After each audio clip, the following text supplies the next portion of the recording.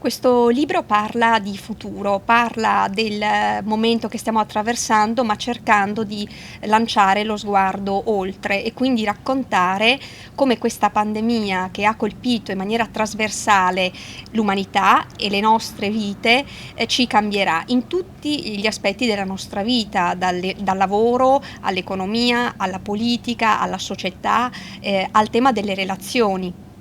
Penso che ci sia davvero tanto bisogno di guardare al futuro, perché siamo presi dentro una emergenza mondiale e avvertiamo tutti il bisogno, la necessità, proprio la voglia di lasciarci alle spalle questo periodo e di uscirne diversi da prima sicuramente, ma possibilmente migliori. Il criterio con il quale abbiamo scelto i protagonisti di questi nostri colloqui all'interno di Diversi da prima è stato quello della competenza.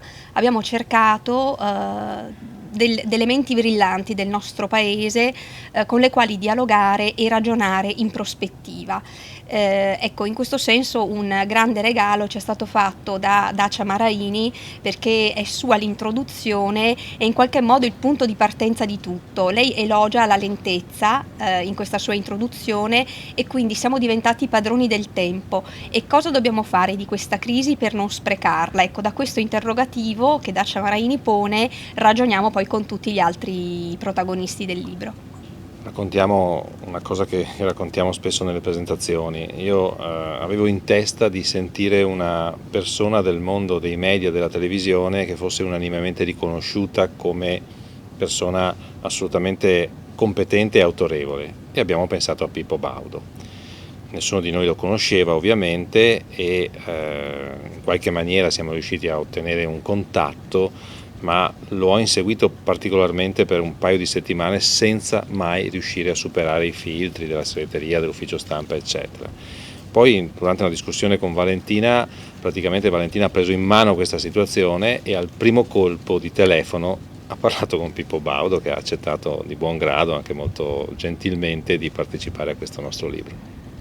E io, se posso aggiungere invece, è Paolo Cognetti, che è per antonomasia lo scrittore della montagna. Ecco, quando l'ho chiamato per proporgli l'idea di questo dialogo sull'ambiente, pensavo fosse scappato da Milano e si fosse rifugiato sul cucuzzolo di una montagna dove ha una baita. E invece lui mi ha detto no, sono rimasto in città, sono rimasto a Milano, non solo per stare vicino ai miei cari, ma anche perché questa pandemia va vissuta nel luogo in cui si sta verificando, e quindi nella città. E la sua riflessione, secondo me, è una riflessione importante, perché noi pensiamo all'ecologismo come a un qualcosa, in qualche modo, i nostri comportamenti per salvare la terra, e invece i nostri comportamenti, quindi il voler bene all'ambiente, non è un favore in realtà che facciamo al pianeta, ma è un favore che facciamo prima di tutto a noi stessi. Certo, l'emergenza è ancora in atto, tant'è che quando noi abbiamo pensato a questo libro, era la primavera scorsa, poi è uscito a luglio, pensavamo che adesso a dicembre insomma fosse un libro già superato, cioè che fossimo già fuori dalla pandemia. Invece ci siamo ancora, siamo ancora in mezzo al guado, quindi il cambiamento prosegue.